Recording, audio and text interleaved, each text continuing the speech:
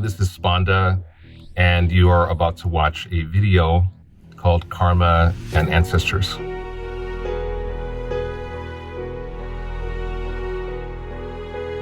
I am in Alex Arndt's studio. Thank you so much, Alex. This is a video that you're about to watch is an introduction. There's so much more I can say about karma, but this specific video is ancestors and karma. One point I wanted to make is the karma that you're experiencing depends on many things, including your own progress in life. So there'll be different levels of karma and consequences based on your own happiness, health, emotional maturity, things like that, including soul age. But that's for a more advanced video. This is an introduction to karma and ancestors. I hope you enjoy it.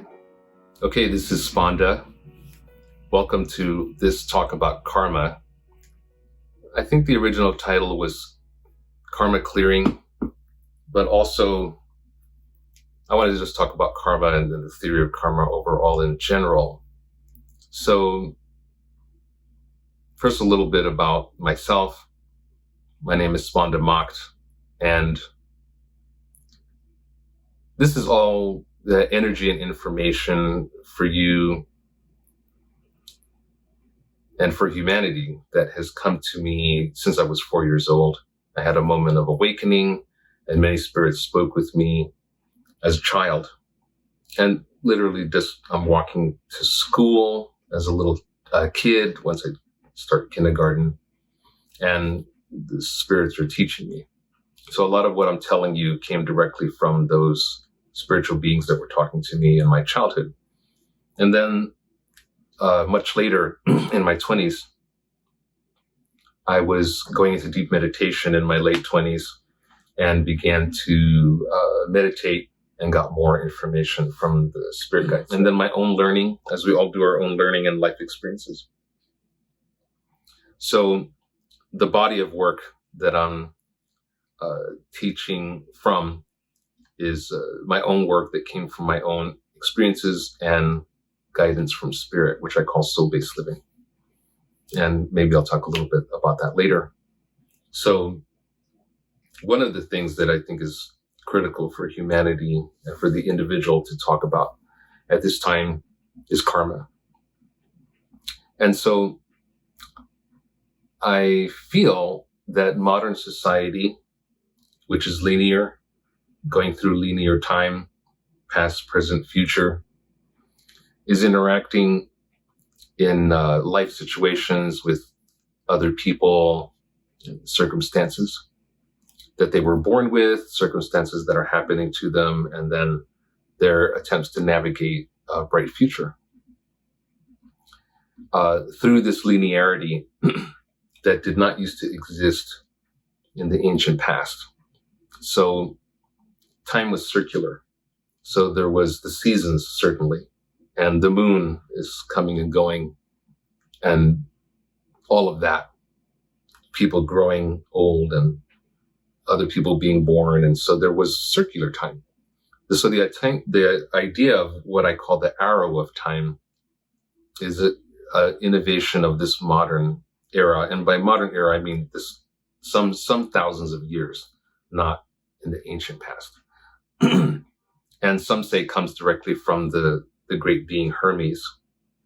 And I mean that, when I say Hermes, I mean the historic being that influenced our mythology about that person.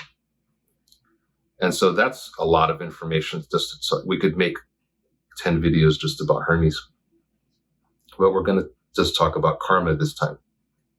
So I wanted to talk a little bit about karma in relation to linear time, or what I call the arrow of time. And so karma could sound very mysterious, or karma could sound like you're being punished, like, oh, something happened, well, you got bad karma. Or though the word karma itself, the original meaning of karma, the word karma, which is a Sanskrit term, the original meaning of karma is a Sanskrit term that is neutral. So the Sanskrit word Karma, the Sanskrit term karma, is basically saying cause and effect. So you might have heard this idea: you plant a seed, you water it, as the Buddha, the Shakyamuni Buddha of India said, you tend that plant, it grows, and then you get fruit. So this is karma, this is causality. And there's also a dependent origination, there's a source. But karma is in time. So if you really think about karma not as some mysterious thing, or this is happening to me, I have karma from somewhere, I have karma from my past, or karma from my ancestors, or, it sounds like some kind of strange magical thing, or I'm being punished for something that happened. Rather than make it this kind of strange thing that's happening to us, like these kind of potentially scary forces happening to us from other realms, karma is about time. You are in time, you are experiencing time. And if you did not have time, you could not have karma. So time is cause and effect. That's what's happening in time. And one of the aspects of time is karma. So karma is actually an energy, and it can be a release of energy or an accumulation of energy. Okay, so you can get good energy, which we call grace. You can do good things. It's going to create good results. If you smile, maybe someone's going to smile back. That's karma. You've made something happen. You've created cause, and you're getting an effect. If you're maybe angry with someone, they could react with fear, or they could get angry back, or they make choices, right? Choices are karma. So think of it that way, that there's cause and effect. Okay. And so the idea of karma is actually a teaching story. So it's not just, hey, everybody, there's this thing called karma. But the purpose of the teaching, the purpose of the communication of karma is a teaching. So there's a point to people having taught about karma that this is not just data. There's this thing called karma. But rather, there's this thing called karma that is affecting your life, whether you realize it or not. And that you can steer the ship of your life. You can navigate your life more powerfully, more peacefully, more joyfully, more skillfully. If you understand karma, if you understand the cause and effect of your behavior, and what you can do to more skillfully navigate in this kind of ocean of karma, and sail in the direction that you want. So that idea about being kind of the captain of your own ship and sailing to, the best shore, that's more an idea of Western civilization, and I would say that's more of a Hermes kind of idea of Greek philosophy. Though Shakyamuni Buddha and other Buddhists, certainly, and a lot of Eastern philosophy, doesn't emphasize the kind of progressing, certainly spiritually progressing, but the idea of using your spiritual power to navigate in the world and having some linear progress toward, the bright future that you want for yourself personally, or even secularly, like I want to do better at my work, or I want to create my own business or something.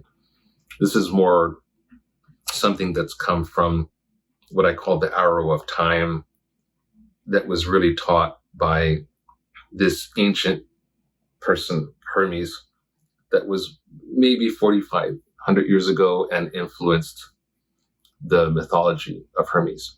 Now, this is kind of a secret history. If you look at history books, they're just going to say Hermes is a deity, there's a statue, and he was worshipped and all of that. But there's a kind of secret history that says some of these people were worshipped, but there was a human being before those mythologies manifested, and that's my belief system. So when I say Hermes, I I believe there was an actual person back there, but before our recorded history. Okay, so this arrow of time, the past, present, and future. Where do we begin? With karma, there's so many things we could talk about, but let's talk about, karma's occurring. You're experiencing this karma, and then you are creating karma by your actions. You can build up good karma, which I call grace. You can also build up bad karma, just misfortunes kind of accumulate. You can clear karma. Okay, so you're a child and you would say maybe you have zero karma. But in fact, you have most of your karma at birth through your parents and your ancestors. My personal belief is that you have about 80% of your karma at birth. You're not responsible for that karma. It's how you were born, your genetics, how healthy you were at birth, what issues you have from your genetics at birth, tendencies from your parents and the centuries of your ancestors. About 20% of your karma is your own personal karma that you create. Now that's good because you say, well, most of it's not my fault. But it's also a challenge because if it's not your fault, it's also not there for you to master. So ancestral karma clearing is very important, to work with your ancestors in such a way that you can clear this any kind of residual negative energy from your past. So just to begin, because that's when you're born, you have this ancestral karma from birth. I recommend that you work with your ancestors in some way. And it's really just about remembering them. You don't have to do anything fancy. And you can if you want to. Some people even have some little curios that they have on a little space. I've seen people have little figurines for their ancestors and all of this if you want to do all that. Or people certainly have photos of their grandparents, things like this. This honoring your past. And the spirits of your ancestors want to be remembered. So we can just say, I remember you, grandfather, I remember you, grandmother. They do not want to be forgotten. And if there's energy that has not been dealt with, if it's in our subconscious mind, you cannot deal with what you're not aware of. So in order to clear your ancestor karma, you want to bring it up. Okay, I remember, yes, I have ancestors. Yes, I have grandparents. And the best thing is always gratitude. So thank you, grandparents. Thank you, ancestors, for helping me be on this planet. And I'm going to do my best. And sending a loving message to your ancestors and your grandparents. I consider the grandparents the kind of like four corners of the window to the rest of the centuries of your family. So the grandmothers and grandfathers are like the four ways into the infinity of your ancestors' energy. So, okay. So thank you, grandmother and grandfather, both grandparents, right? Both sets of grandparents. And then thank you, ancestors. This thank you is an amazing way. How do you talk to spirits, right? If you see an angel, what do you say? If you see a spirit, if you feel that you have a spirit guide, if you feel your grandparents or your ancestors, how do you even begin to talk to these beings that are in another dimension? Well, I would say really think of it like a child and really come from this kind of innocent and clear space. And the first thing is just thank you. So you can just say thank you. Thank you is a great way of opening the energy between this world and the next world, just to have gratitude. And then you can ask for help. Please give me good energy, ancestors. Please know that I have to talk a little bit about ancestors to talk about karma, because it's a big part of the energy. I have in the past talked just about ancestors. but I have to talk a little bit about ancestors for the purposes of karma. So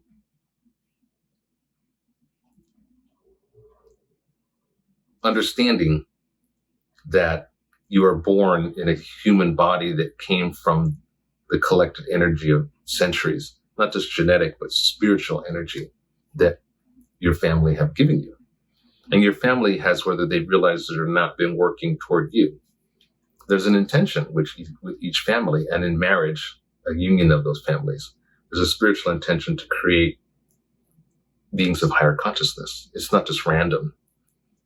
Thousands of years ago, when people had lower consciousness, there wasn't as much intention.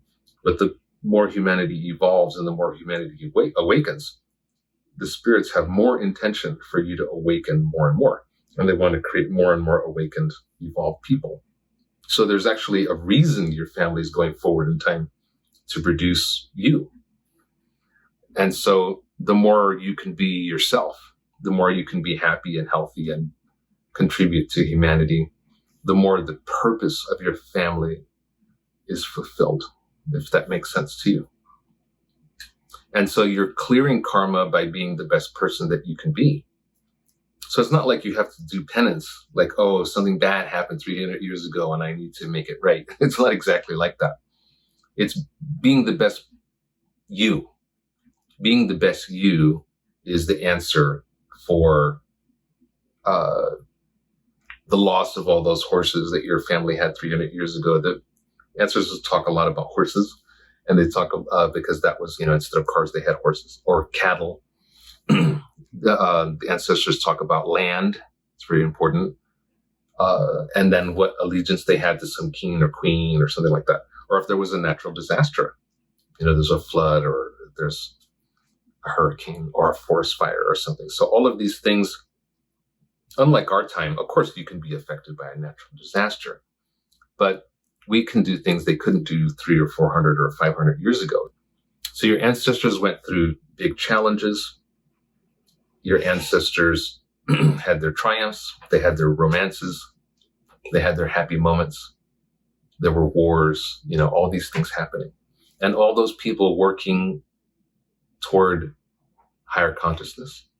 And all of your ancestors living and spiritually working toward you, toward manifesting you. Okay, so you're now working with your ancestors to clear some karma. And you're saying, thank you, ancestors, and please help me in getting some good energy from your ancestors. And you are having some relationship with the spirits of your family.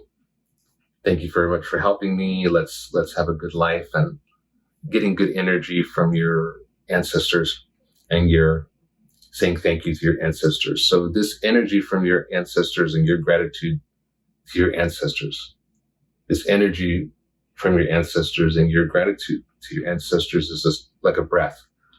It's like a cycle of energy. And this cycle of energy is clearing and purifying your spiritual energy. And this alone can be very clearing for the karma of this stored up karma of your ancestors. Okay. And there's no way to know, what happened 300 years ago that caused that karma to form. And in a way, it really doesn't matter. You could do a meditation and say, ancestors, please tell me exactly what happened and how did that accumulate. Okay, so now you have a little bit of an idea of what I'm talking about as far as this energy that we're getting from ancestors and parents. And then you're growing up, and now you are becoming responsible for yourself and your own karma. What am I choosing to do in life? So karma, I think, begins with your own singular sense of self and purpose. So you begin to individuate yourself from your family and from, just society says I'm this, or what are you when you're a little child? I'm playing, I'm having fun, I'm going to school. You get a little older, maybe you start dating, you want to do something with your life, you go through high school and maybe you go to college or you start some trade and you begin to have identity. I am this person in the world, or I want to be this person in the world, or I am becoming this person in the world. So you can be everything by yourself. You can be all kinds of things in your imagination. And we want to do everything, especially creative people. Sometimes creative people want to do 10 things at once. And you can't do 10 things at once because we're in the physical world. The spirit that we are is infinite and believes in infinite possibilities, but we find ourselves in a human life, which is limited in dimensions and in linearity. So you can't do 10 things at once. There's not enough time. I tell people you can do 10 things. You can't do them all in the same decade. So you have to spread them out. Even very, very successful people, internationally known for their success, generally say you can do 3 things. Not 5, not 7, not all in the same decade, okay? So, or at least you can't master them. If you want to be the absolute best at singing or playing the violin or running or mathematics or something, excellence takes time. It takes years to master the guitar or mathematics or something. So you can't try to do 5 things and get a high level of mastery in even a couple of years. It's going to take more time, if that makes sense to you. Okay. So when we interact with others, we are not everything. When we interact with 2 people, 3, 4, 5, the more people you interact with, the more you individuate.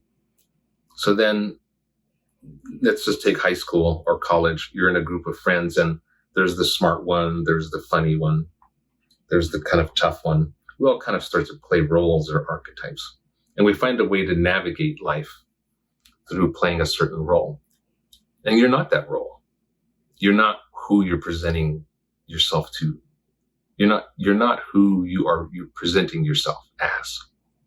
Let's say it that way. You are not who you are presenting yourself as. A kind of personality coming from the word persona, which is from the ancient Greek, which means mask. Okay, so you're not the mask that you're wearing. You're not the story you're telling yourself, and you're not the story you're telling people. You're much more than that. But you can't say everything about yourself to everyone. So we tend to play roles with each other. And do you realize that you're doing that? So how do we navigate life? We want to express ourselves, and we want certain results from interacting with people. So we do that through a definite sense of self. So some person consistently presents themselves as the silly one, and the other person consistently presents themselves as the very serious person. And another person says they're the ambitious one, and the other one says they're the lazy one, and the other one says they're the sick one, and the other person says they're the healthy one. So do you see how these are stories? You are not one story. There's so much more to you than your own story. Sometimes we forget. You forget, oh, I'm not my story. I'm so much more. We have to remember I'm more than what I'm saying about myself, or I'm more than what I'm believing about myself. I'm more than what I'm believing about myself. Okay. So these are things, what does that have to do with karma? It has everything to do with karma. Because karma is not just what's happening to you. And karma is not just what you are doing in life or what you are putting out into the world. Karma is also who you're being. So who are you choosing to be? I'll give you an example. So you say, I'm going to meditate. What are we doing? We're doing meditation. I'm going to start meditating, or I've been meditating for many years. So do you ever think about who's meditating? Who's meditating? Well, why would that matter? It's me meditating. What matters a lot? Who are you being when you meditate? Are you saying, I love meditation and this is a happy moment? Are you the person, as many, many people have told me, I'm the person struggling with meditation? So then I would say, who's meditating? And if they were really being honest in that moment, they would say, I'm the struggling meditator. I call it an appointment for disappointment. I meditate every Wednesday. Okay. How's your Wednesday meditation? It's terrible. So you're making an appointment every Wednesday to have a terrible experience. I meditate every Monday. Right? Okay, how's your Monday meditation? I can't meditate very well. Okay, so you're the Monday meditator who has low self-esteem about your meditation. I struggle with meditation. I'm not good at meditation. I'm having a bad experience with meditation. Or I can't quiet my mind. So you're the not quieting their mind meditator. So this is identity. And the person does it. Well, how long have you been doing that? How long have you been unhappy with your meditation? Oh, 5 years. So they're doing 5 years of unhappy meditation. I think this is not the best way to meditate. I don't think the point of meditation is to have an unhappy experience. So who are you being when you meditate? So it does matter. You can say, I'm not sure how to meditate, or I have some trepidation, I have some concern about meditation, but try to let go of this expectation or this dread even. Oh, I'm scared to meditate, or I don't think I'm going to do it well. What if it was just something happy? What if we were just having fun? What are we doing in meditation? I'm just having some quiet time and enjoying, the trees outside. So start there. I mean, you're going to get much better result just by relaxing and having fun with the meditation. We can make another video about, challenges with meditation or something. There's a lot more going on. But certainly, can you see who you're being is affecting what's happening to you in that moment? Your own story. You can say, who am I being when I walk into work? Right? Who am I being? Who am I being when I meet my friends? Am I being nervous? Am I happy? Am I calm? Am I angry? Who's having the experience? So your experience with karma is going to affect karma. So you can say, I am my own infinite and joyous spirit engaging with my karma. Makes a huge difference. Rather than I'm nervous about karma or something. So your own beingness with karma, maybe that's a whole nother video. But I just wanted to bring a little bit of that, your beingness in karma. Two really powerful pillars of moving forward in time is, in order to create good energy, what I call grace, is service and gratitude. Service is I'm willing to help. Service is I'm willing to be part of the answer in my life. I'm willing to do good things just about my own self, even my own nutrition, my own health, or my own fitness, or kindness to others. And that could be just smiling. How are you in public? Are you frowning? Are you shying? You don't want to look at anyone? What if you just gave someone a smile? What if you give a smile to everyone? This is something that you can do freely and joyfully. I'm giving you a smile. This is creating good energy. So these two things I want to talk about, which is creating grace through service, doing good works, and certainly gratitude is very important also. So one technique that I think is incredibly helpful for clearing karma is not just being passive in life, but active. So one thing I do is just sending a blessing actively to others. So when someone comes to your mind, you might remember you had an argument with someone, or you're nervous about meeting someone, or you're hopeful about meeting someone. So if just people come to your mind, it might even just feel neutral. Okay, so someone comes to your mind to say blessings.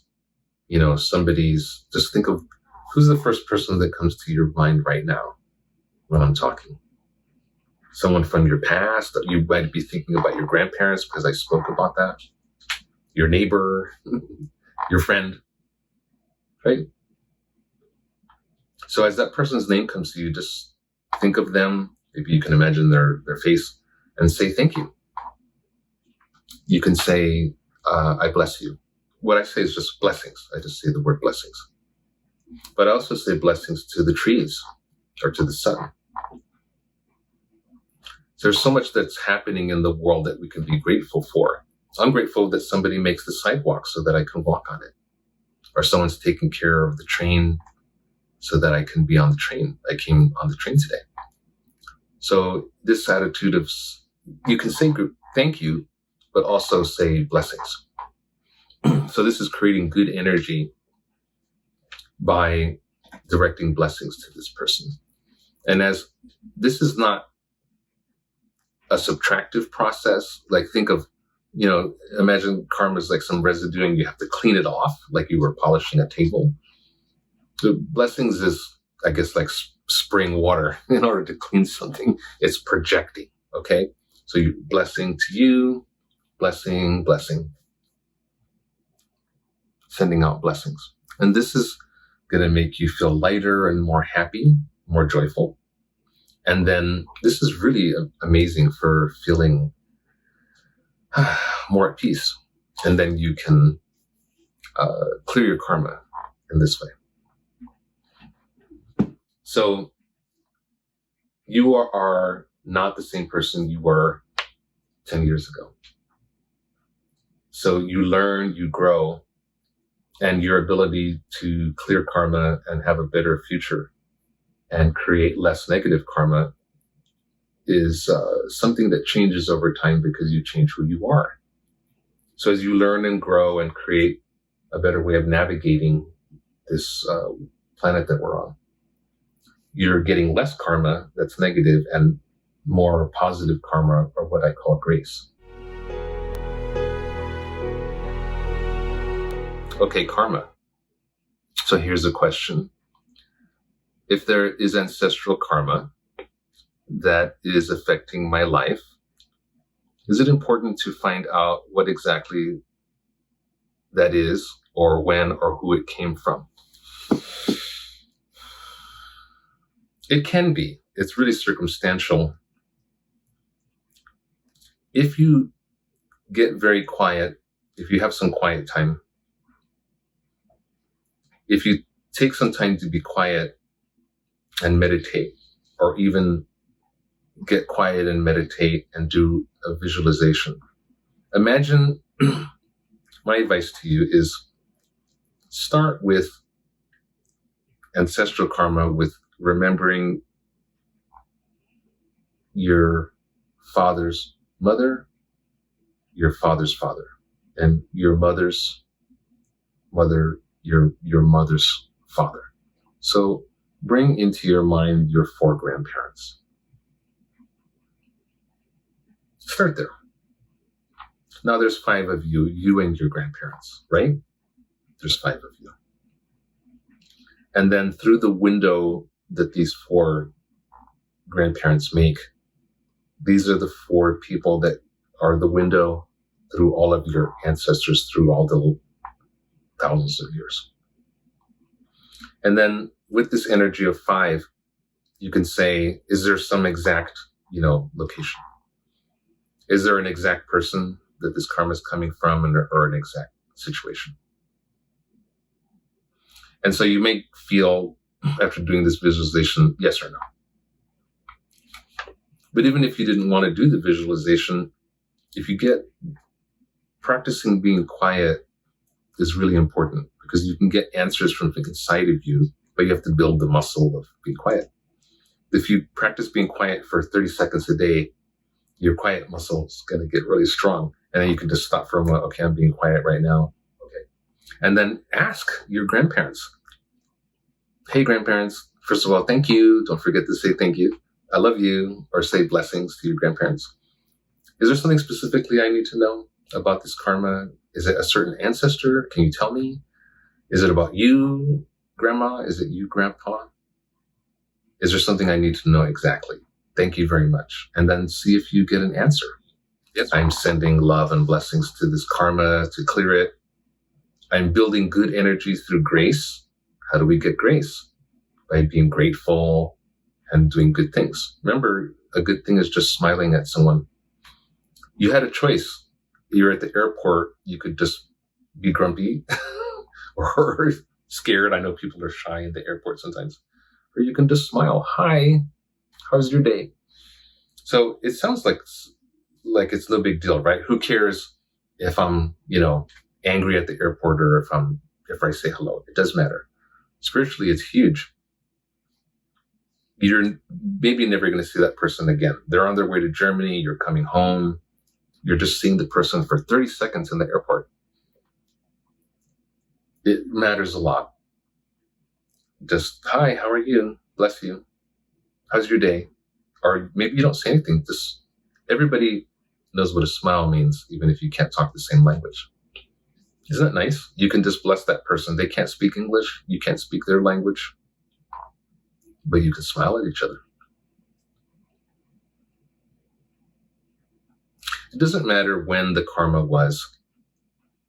It's very difficult for you to say, oh, the karma was 1640, and that's when we lost all our horses, and we never got horses again. It doesn't matter.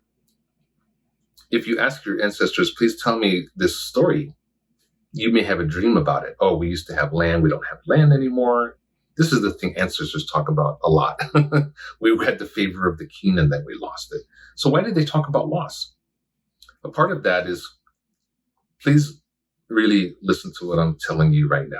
I'm telling you something really important. I'm giving you a gift in this moment. So please pay attention to this part of the video. Your ancestors want you to win. The motivation of your ancestors is they want you to win. Now, sometimes they want you to win because of something bad. What does bad mean? Something that you don't want to have happen. Something happened 350 years ago, and they're trying to clear the energy. When you win, when you're happy, when you are victorious, when you accomplish your dreams, it literally moves the energy vibration of your family up. Okay. I'm not sure if I answered that question, but that's what I wanted to say. Here's another question. If there are things holding me back that are part of my overall energy, what can I do about that? So I'm going to read that again. If there are things holding me back that are part of my overall energy, what can I do about that? So, yes, from the theory of karma, your overall energy is going to absolutely affect you and perhaps hold you back in certain ways. And so it's very important to remember you are not the same you from a year ago. Or let's say something happened to you 5 years ago and you feel like that's still holding you back. Or you're sad about something from 6 months ago or even from 6 years ago.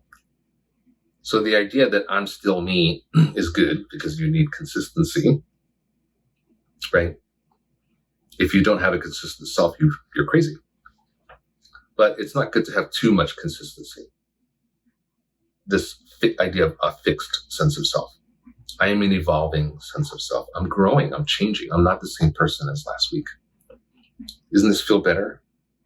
Just take a deep breath and breathe that in. I'm not the same me as last week or last year. I can be a happier me. I could be a more ambitious me if that's what you want. I can be a healthier me. So just opening to that freedom and joy and happiness of I can grow. I'm not the same. I'm not stuck. I'm free. The spiritual path is, after all, about freedom. So you are not necessarily being held back because you're not the same you as before. But there are tendencies. Imagine karma is kind of like an echo. The instrument's not playing anymore, but the energy is still resonating forward into the future, like an echo. So the residual energy is still there. But you're stronger than you were before. You're smarter. You're growing. You're learning. Sometimes we suffer and we learn from the suffering. We become wiser. If we do not hold on to anger, even suffering can be good for our future. Because, I learned something and I won't do that anymore. That kind of thing. So most of what we're holding on to is limiting beliefs.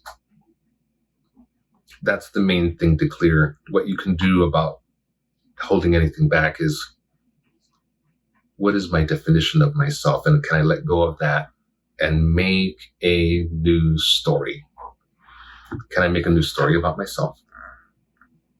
Yes. You can say, I'm more courageous, I'm more happy, I'm more easygoing, or whatever it is that you want for your life. If you tell yourself for 90 days, I'm happier, I challenge you to do that. I guarantee you're going to be happier. But it's about making a commitment. Just like if you want to play tennis, you've got to do it on a weekly basis. You're going to get better. If you say, I'm happy, I am choosing happiness. Happiness is not stuff happening to you. Happiness is not a reaction. Happiness is a choice. I'm choosing to be happy. This is going to help you drive forward into the future like having a flashlight in a dark room. It's like having a flashlight in a dark room. I am choosing to be happy. It's going to illuminate your future. And it is literally going to help you clear the way forward so that there's less karma. Okay, hope you enjoyed that. Thank you so much for watching. Again, my name is Spanda Makt. You can find out more about me and more content on Instagram, Facebook, YouTube. This video will be up on YouTube. And my website, soulbasedliving.us. Special thanks to Alex Arndt for his beautiful original music and for helping with this production. Thanks.